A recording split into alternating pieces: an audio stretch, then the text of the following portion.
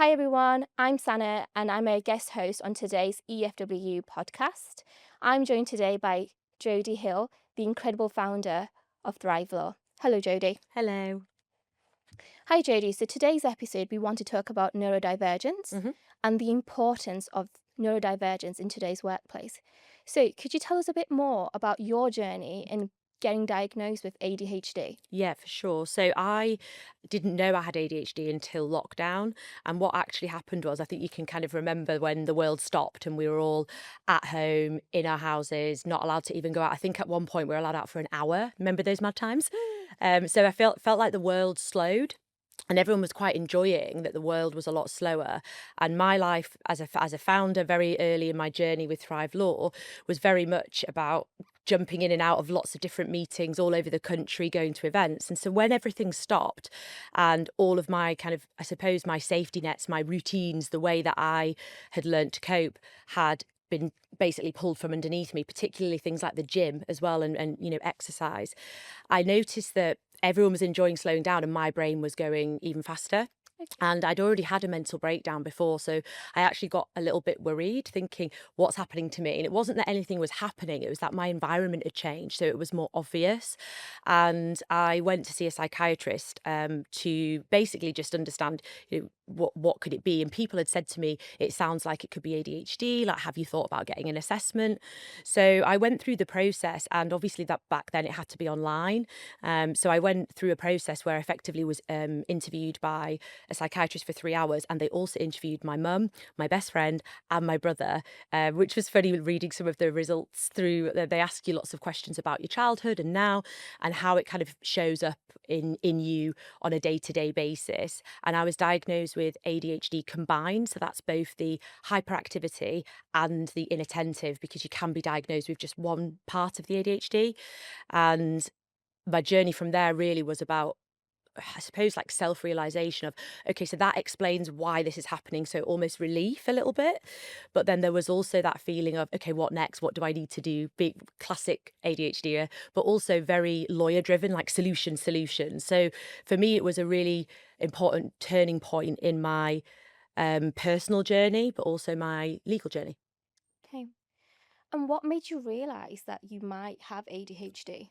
So it was mainly the way that I was feeling, and the fact that I noticed other people weren't feeling like that. I felt a bit like I was kind of the odd one out, and everyone seemed to be really genuinely enjoying doing Zoom calls on a Friday and doing like quizzes and things like that. And I was really struggling without my routine, and really struggling with the concept of being in the house all the time and everything being a lot slower. So for me, that was, talking to people about it at the time, that was really the trigger. And also looking online as well. There wasn't as much awareness back then, but I feel there is a bit more now. But certainly speaking to people who had been diagnosed, that was also really helpful to know that that might be the journey I needed to go on. And yeah, for me, it was really about just understanding, what is it? So what can I do? Rather than, I suppose I wasn't like super panicked in that situation, because I had already been through PTSD and anxiety in the past. It was more a check-in to see, okay, so is this something that's been unchecked that needs to be addressed? Is it something that doesn't need to be addressed? And it's almost like just knowing, because it's the unknown, isn't it? It makes you feel, I suppose, a little bit anxious if you leave something unchecked. What changed after your diagnosis for you? So for me, what changed, I would say it's more around my compassion to myself. So I think prior to that, I'd be like, why are you so stupid? Why can't you do this? Like everybody else can. Why have you forgotten this? What, you've forgotten your keys 100 times. You have a hook there. Why are you always forgetting these things? You can run a law firm, but you can't do this. So that internal narrative was pretty mean. And I wouldn't speak to anybody else like that. But the diagnosis gave me an understanding of what was happening. And that then helped me to be kinder to myself. But it also helped me to appreciate the differences on, in terms of the impact of the environment, in terms of the needs that I had. I'd never advocated for my needs. I just tried to always fit into an environment that was given to me, Yeah. and just thought that I was a failure because I couldn't do it that way. And actually creating my own environment and continuing to develop that and understand my own needs, so developing that self-awareness, has helped me so much. And now there's certain things that I just really struggle with. And so I have an amazing team around me who can they first of all don't think I'm being lazy because they've got that awareness, and I can say this because of ADHD, this is what I struggle with. But what that does is for them, it gives them awareness, but for me, it gives me the support from them to help me with the things I struggle with. And then usually it's the other way around, the things they struggle with, I'm good at. So it complements really well. Oh, okay. Just with you speaking and sharing your experience there, it makes you think that what factors people might have, and they just don't, they might not realize that they have Mm, ADHD or anything to do with neurodivergence. mm. So, what would be the pointers or where people can start thinking when they're feeling like that? Because there's been occasions where I felt like that, where Mm. like, well, I can do this and I'm able to run like multiple projects, but why am I making silly mistakes? Yeah. Like I'll forget to do something at work, and then you beat yourself up about it. Mm. You don't share that with the world, do you? And Yeah. it's the internal The narrative. narrative, yeah, and it eats you up. Mm. It really eats you up. Yeah, I think it's challenging with the amount of social media stuff that's online, because some of that is really helpful, but then some of that can lead to people thinking, oh, well, I also forget stuff, therefore I'm ADHD. And obviously, it's more than the one thing.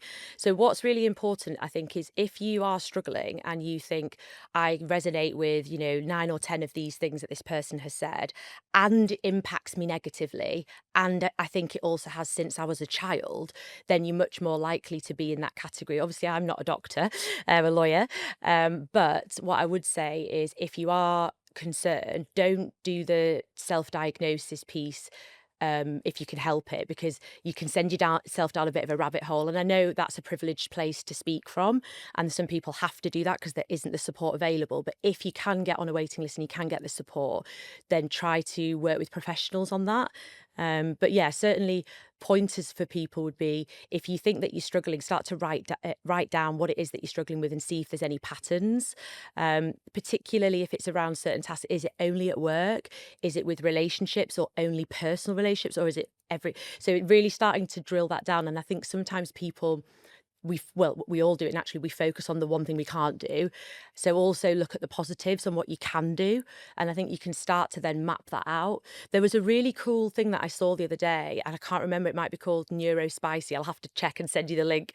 But they have a visual aid. It's like a circle where you colour in how much you resonate with each of the traits. So it helps people to understand like where they might be tipping into that category. And we know that women are notoriously underdiagnosed, because the diagnostic process, first of all, you couldn't be diagnosed until a few years ago as an adult. So if you were missed as a child, then you wouldn't have been able to get a diagnosis, hence the surge at the moment. Okay. And secondly, women manifest very differently in terms of their behaviours. Women are very good at masking. They're much more, I suppose, that the symptoms that and the traits that we see the typical ADHD are, like the naughty boys, the fidgeting. That is usually because that's usually a male trait. It can be in both, and and obviously other genders. But the reality is the diagnostic criteria was built by men for men. And so it missed a lot of the traits and the nuances of the way that females show up when they have ADHD. Okay. And in terms of the tools and the strategies that were recommended to you following your diagnosis, could you just shed some light on that, please? Yeah, so when I was diagnosed, I didn't know that DWP offers support for access to work for self-employed people.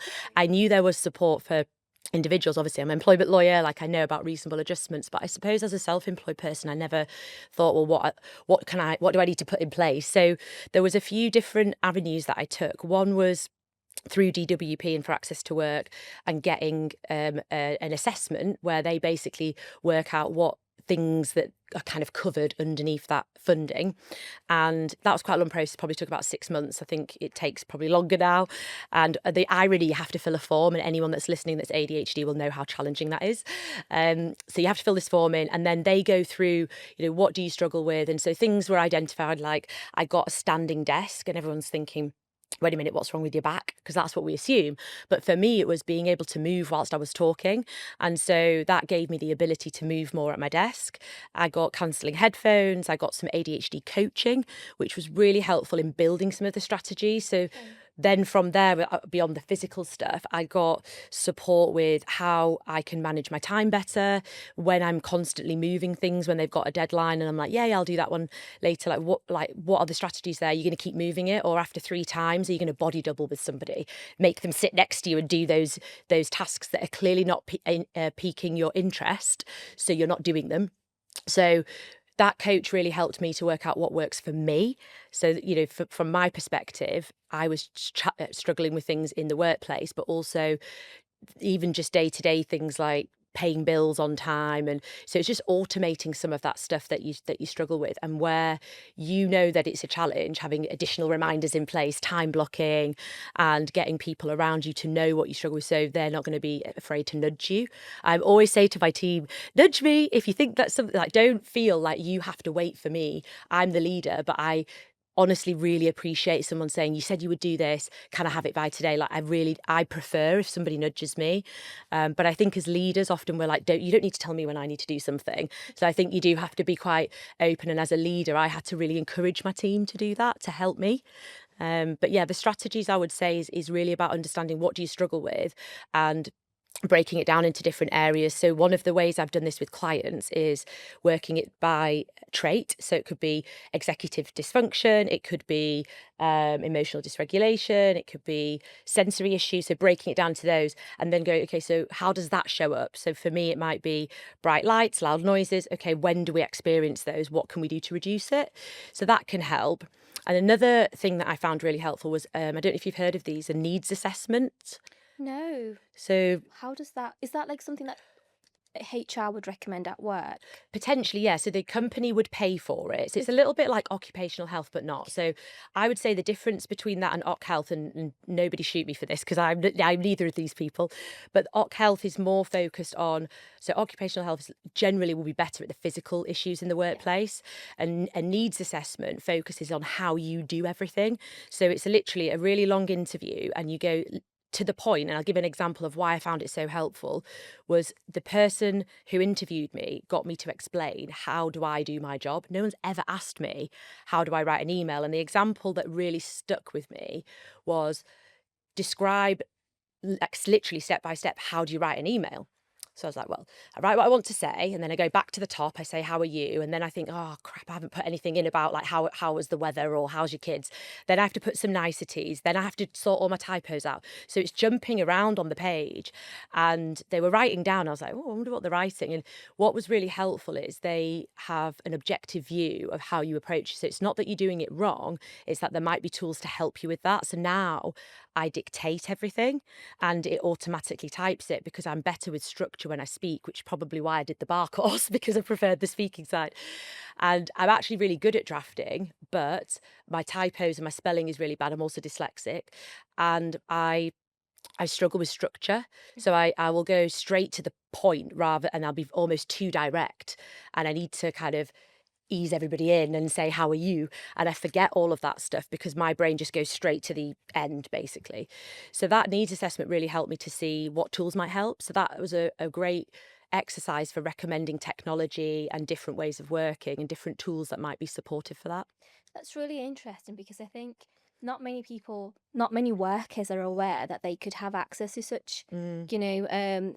like, to access to work. I think there's a misunderstanding that you have to go through work for access to work. You can Do it access, you direct, can do yeah. it direct. It's Mhm. on a government website. It's available for Mm. everybody. You can do it.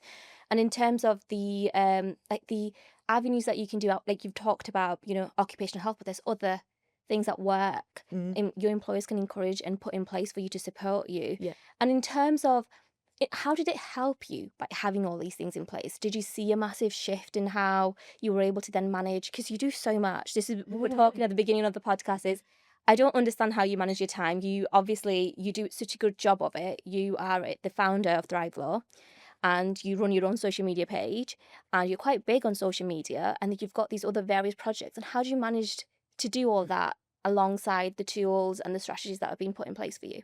So I'd say for me, it's having an amazing team and knowing what I'm not good at. So trying not to do the stuff that I'm not good at because that takes me longer, it drains more of my energy, and also thinking about the environments that I'm in. So when I do lots of events, I know that I'm overstimulated. I'm going to feel much more exhausted. That means my processing speed will be slower. It means I'm going to be more likely to make mistakes. So planning around the change of environments is really important, but that requires an amazing EA, which I have. Millie's fantastic. I think you probably spoke to when you were booking this.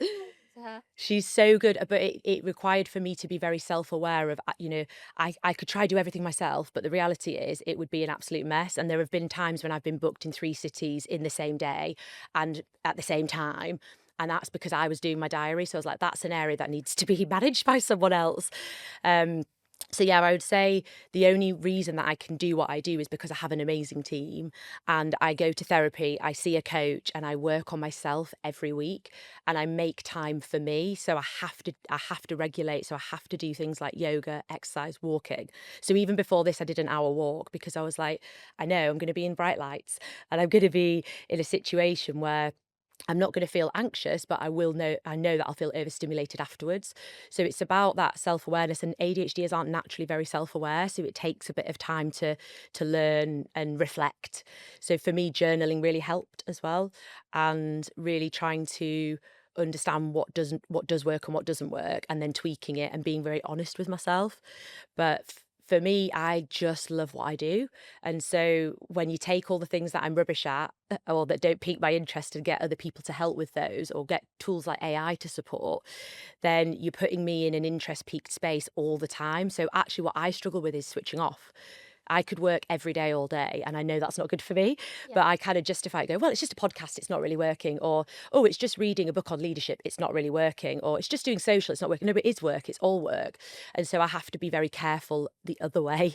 So some ADHDers struggle to motivate, but because I'm in a very quite purposefully created a very personal environment that works for me, if I wasn't in that environment and I was like having to do a monotonous task, I would really struggle to have motivation because it's not piquing my interest. So it's for me, it was about create the right environment, get the right team around me, and then work together on stuff and know that there are some things that I just can't do very well and I'm going to mess up and I don't want to let the people down.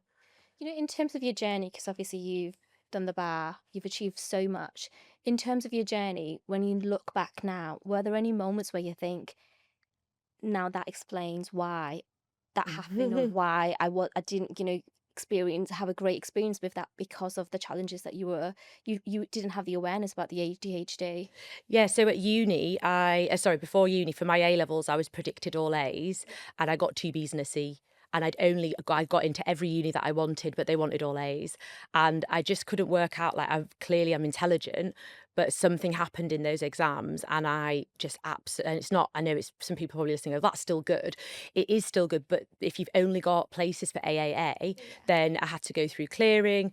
And I always think everything happens for a reason because I wouldn't have come to Leeds. I was meant to go to London. But that was a real eye opener. And also the bar course, which you'll know, is incredibly document heavy. The books, the amount of reading. And when I was at uni, I worked 2 jobs. I self-funded everything. And when I got to the bar course, the amount of reading, I was in the library longer than everybody else. And I actually felt a bit stupid because I was like, why are all these kids able to get this and I just don't?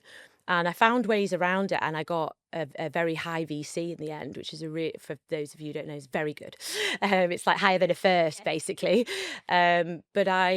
But wow, I couldn't work during that time. So I had to get a bank loan to live off. Okay. And because there wasn't like a student loan for that back then. And so I was literally, and I come from a very working class family, so they couldn't help me. So I was like, I've got to make this work. And I think I was really interested. I loved the advocacy, and that was the part of the driving force. But the documents and the books that you had to read, it was insane, wasn't it? Yeah. It's super pricey. Yeah, Say exactly. you can lose your laptop, it doesn't matter. You can like lose Don't any lose your white book. pieces, yeah, but don't lose it like a white book. Yes. No, absolutely. That's really interesting. Now, in terms of like the employment law, Mhm. because I know that's your area, that's what you practice. Yeah. How have you seen employment law facilitate or support neurodivergence, like neurodivergence conversations, or practices in workplace?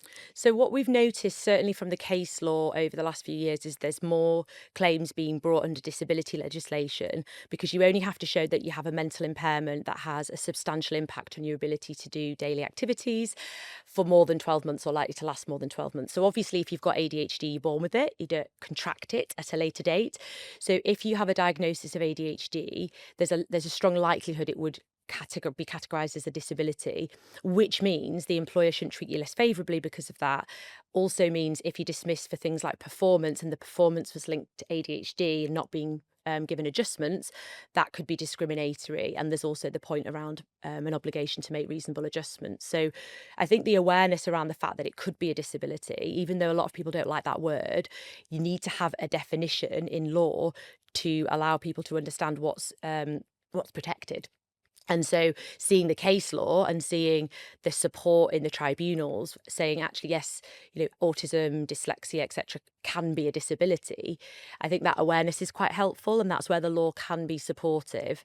But unfortunately, you still have to prove that you have the disability. So it's not automatic just because you have a diagnosis, and you don't need a diagnosis. Oh, So in interesting. Yeah, and I think if you can share more about that. Yeah, so I think really interestingly, obviously it's evidence, so it's helpful. Yeah. But there's a lot of people who don't have them, and it is a privilege to have a diagnosis at the moment, because some places there's like 7 or 8 years waiting list, or it's been completely cut in terms of funding and support. So having a diagnosis is evidence of the traits that they've lasted throughout your childhood, etc. However, the law doesn't require that. So all you have to show is that you have the mental impairment and it's had a significant impact on your ability to do normal day-to-day activities. So you don't have to focus just at work as well. It can be, socialising, travelling to and from work, that kind of thing as well. Okay. And what kind of acts have you seen in your cases that are basically to do with neurodivergence and basically get classed as a disability, but workers might not be aware of that? What kind of Acts, yeah. So what, as in like things that people have done and they don't realise, where it's the individual who's got neurodivergence. Yes. Yeah. So it could be, I mean, it depends as well, because some people are not diagnosed. So they might be neurodivergent but don't know. Yeah. They might be not diagnosed and know that they're neurodivergent but not diagnosed, or they might be diagnosed. You have these like different categories. What I've noticed, particularly around, obviously, I'm going to speak more about ADHD because that's the area that I have the most lived experience in. But I think because of that, I attract a lot of ADHDers to my firm as clients. So we represent a lot of neurodivergent individuals.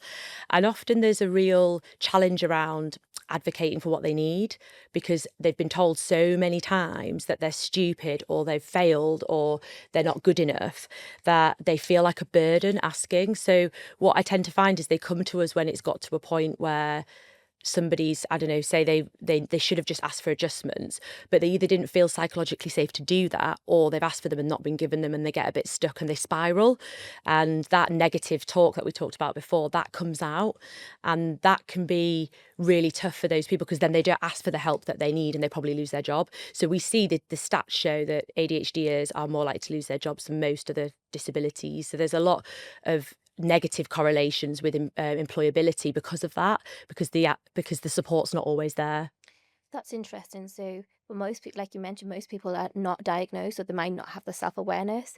So they might not know the actual reason or the underlying cause for it is actually them being neurodivergent, but them losing their job, and it can only lead to a spiral of events, feeling more down and further going down a rabbit hole that we were talking about. In terms of work, like in terms of employers, like what can workers do when approaching their employers to have conversations about neurodivergent, and what would you recommend?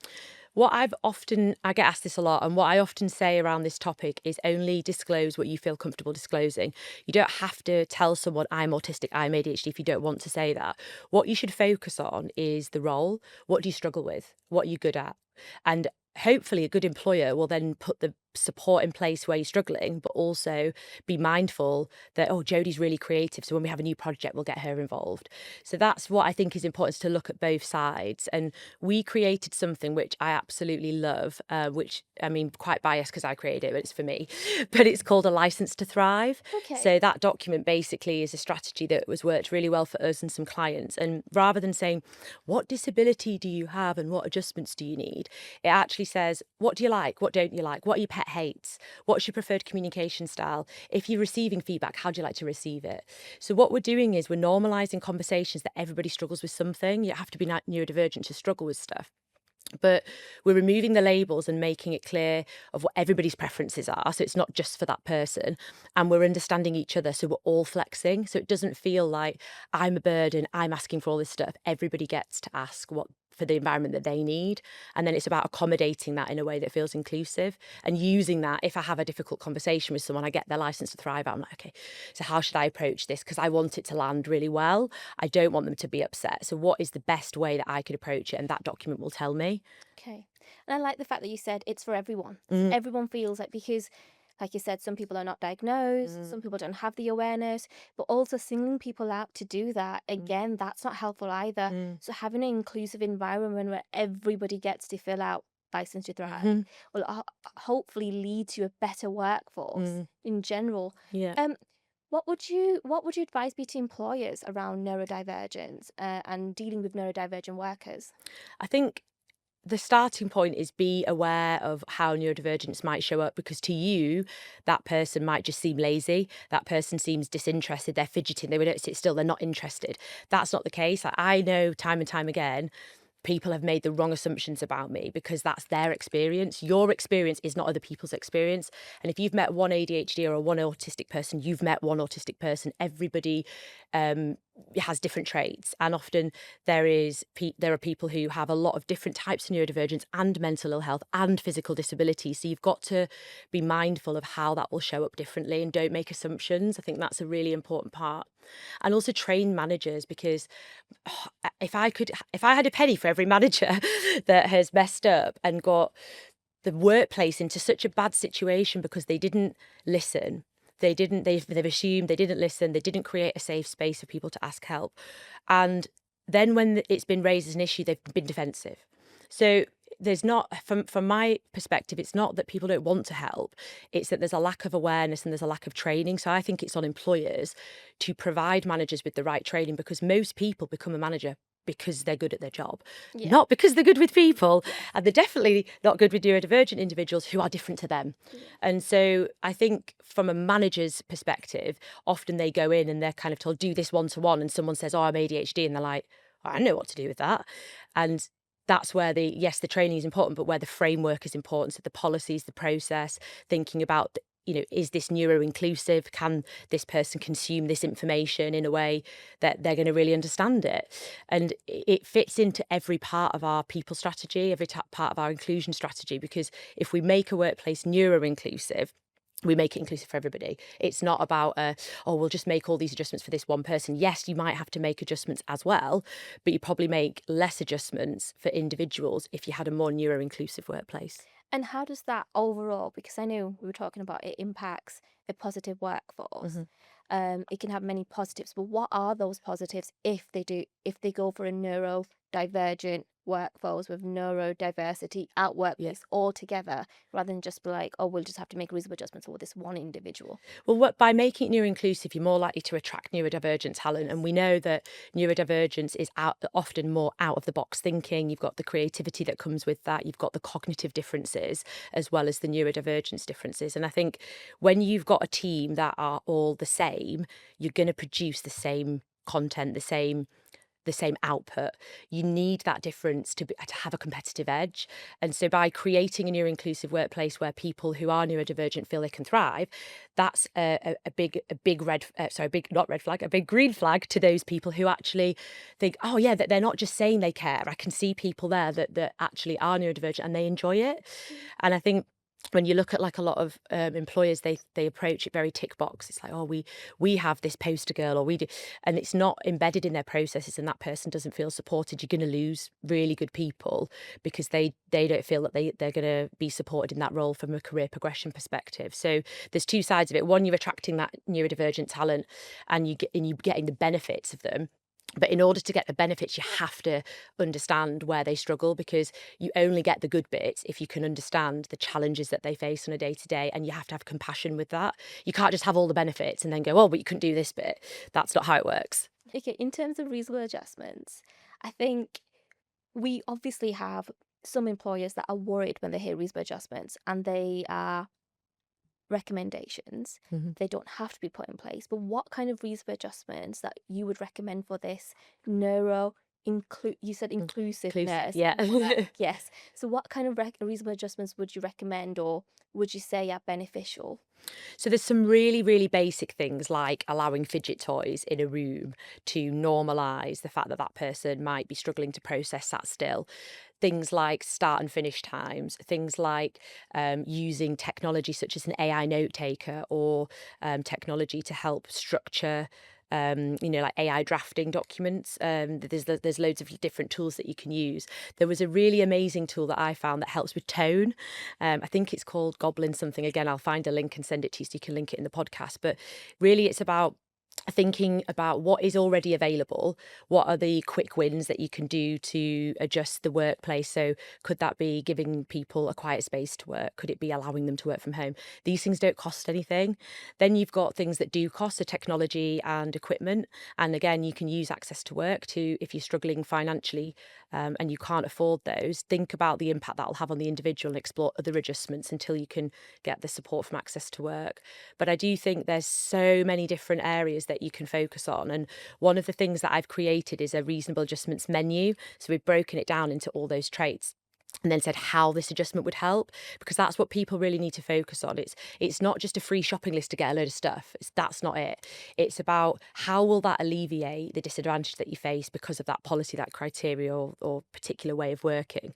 So when we think about I gave the example of like lighting and noise, that overstimulates a lot of neurodivergent people, and particularly those who are ADHD and autistic. And so if they have to sit in bright lights, loud noises every day, their ability to process will be impacted. They'll feel more exhausted, and they'll also really, quite frankly, struggle to be in that room for much longer. So depending on how much it impacts them, some people it doesn't impact them at all. So one of the ways to adjust that is having a quiet space or having a reset room or allowing them to wear headphones. So there are some little things that you can just do, and no one thing is going to fix that person. That's not what you're trying to do. They don't need to be fixed. We're just set up in a neurotypical way. So if we think about, if we were to create an environment that neurotypicals don't like to be in and made everybody work in that environment every day, how they would feel, they'd probably feel stressed, exhausted, and that they don't want to be in that environment. So you've got to almost flip it on its head and think for 2 stages. Stage 1, what can I do to be more neuro inclusive? So that's making the changes for everybody. Yeah. So that could be the lighting, the quiet room, all of this stuff, the timings of work, etc. Then on an individual basis, what do I then need to adjust to alleviate the disadvantage further? So do they need headphones? Do they need, support in getting to and from work, whatever it might be, and assess how reasonable that is. So if they're asking for a Ferrari, probably not reasonable. But if they're asking to be allowed to use a fidget toy or not turn their camera on in a meeting so that they can walk around, that's probably reasonable. It's all dependent on the individual and the workplace. And so even though I'm mentioning stuff now, it might not be reasonable in someone else's situation. But in my experience, these are the most common things that are quick wins and would be unreasonable if you didn't put those in place.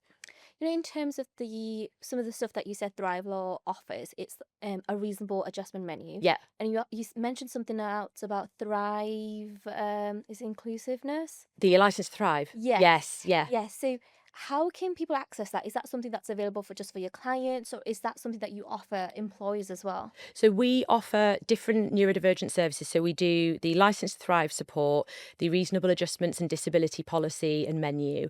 And then we also look at all the contracts and policies from a neuro inclusion angle. So we can give guidance to HR teams on how to make it more neuro inclusive in terms of the structure, the font that they use, everything, including the contracts, the policies and the onboarding process. And we can also support with training at all levels. So we do everything from the C-suite and looking at, the full recruitment process with the HR team, all the way down to the managers and how to have difficult conversations about adjustments. So for me, it's the most exciting work because it's blending my lived experience with the legal, with accessibility and inclusivity. And we partner with some amazing trainers who support in these areas. So yeah, there's that. And then also if anyone wants information about the needs assessor that we use, they're a Leeds-based small business, and I'm happy to share their details as well. I think the key what you've said here is that there's one thing having a policy or there's one thing having these practices in place, but it's no good if there's not actually training around it Mm, and people know how to use it. mm. Because without that, you pretty much you've got them in place, but what is it like? They wouldn't have. How do they actually put that in practice? It would Yeah. just fail. And also, how do they know what they'll struggle with until they're in the moment? So giving the people the opportunity to ask questions and to embed that learning. And a lot of people don't learn from just reading a policy. Like, especially if you're neurodivergent, you look at it and go, "Yeah, I can deal with that later."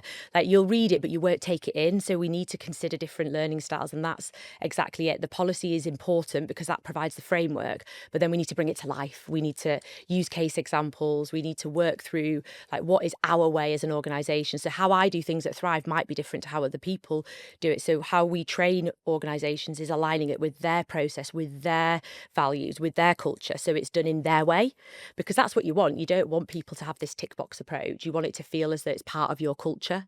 So we've obviously spoken about the internal support in workplace. What about external support? What would you recommend or what can workers access outside of work to get support around neurodivergence? So I would say there's a couple of areas. The starting point would be on a personal level. You can access people like ADHD coaches and support on a personal basis, and they can also help you in the workplace. But that's something that I've noticed a lot of people access outside of work. And then things like, obviously, we mentioned access to work. That's something you can do on an individual or a workplace basis. But also thinking about resources available online. There's loads of really great resources on the ACAS website. In fact, I co-authored the guidance with them. So there's some really helpful information on there for employers and employees, which is all about like what is masking, what are reasonable adjustments, all the things we've discussed. There's some information on there. So if you want to go away and read a little bit more, have a look. It's all free. Also, I post a lot on my TikTok and Instagram about this as well. So it's really, for me, it's about sharing that information. And if anyone ever messages me about it, I'll try and do a video and just try to help people along that journey. Yes, obviously we're a law firm and we have paying clients, but where I can, it's about sharing as much information for free as possible. And I know you've mentioned that you are attracting a lot of Thrive Law is attracting a lot of neurodivergent clients. How does Thrive Law in particular help neurodivergent clients? So we help both from both angles actually. So you've got when you say clients, you've got employers and employees.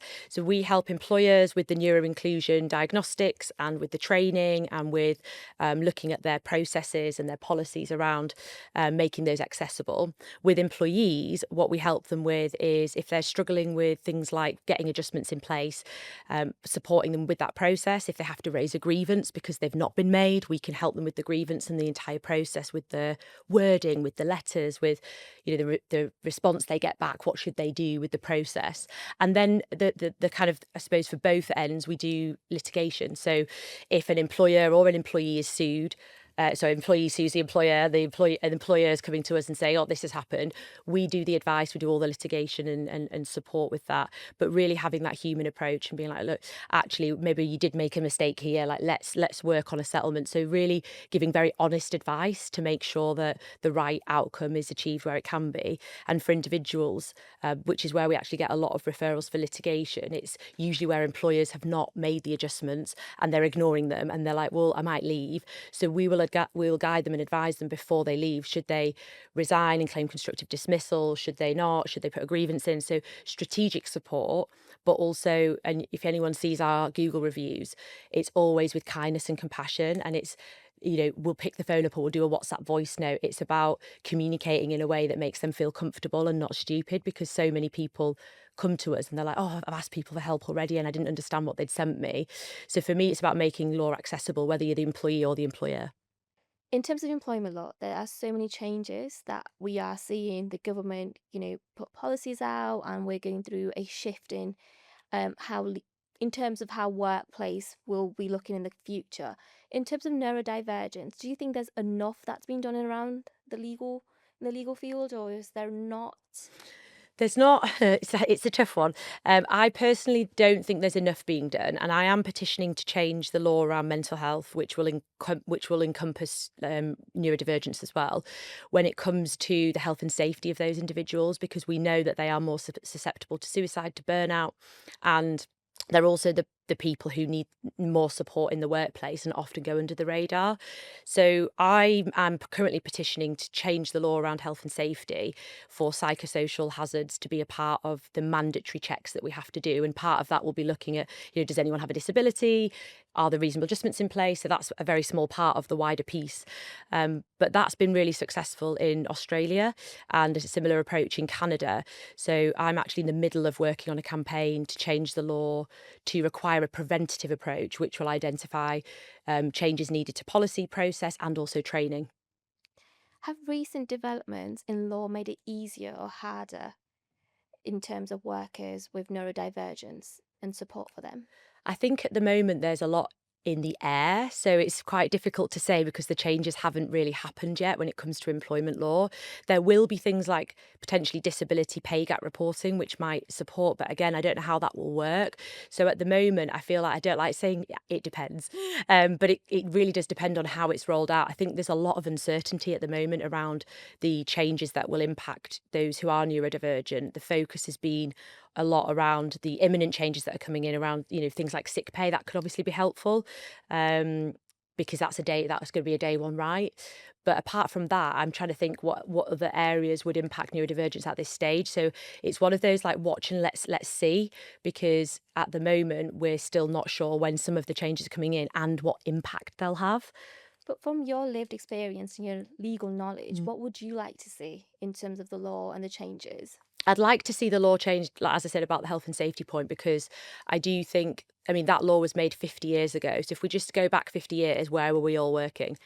Not online in offices and not accessing this much information. And so, that law was created in mind of the industrial era of, being in a factory style environment. So it's very focused on physical health. There's hardly anything in about mental health. So I'd like to see mental health and neurodivergence play a bigger role in that legislation so that there is parity between physical and mental health. And at the moment, we don't have that. So for me, that's an area I'm really, really passionate about. And I'd like to see employers be proactive with that and not wait for the change, because probably take a few more years of campaigning before we get that through. Um, so Jodie, just before we finish, in terms of if you had to give one advice to an employer or an employee about neurodivergence, what would it be? It would be that you are not broken and that you should advocate for the rights and the support that you need in the workplace so that you can create your own environment where you can thrive. Thank you. And thank you, Jodie, today for joining us. It's been a pleasure to have you, and I'm sure our listeners will enjoy hearing this and learning a lot from this. Thank you for joining us. There'll be plenty more podcasts coming your way. Please like and subscribe.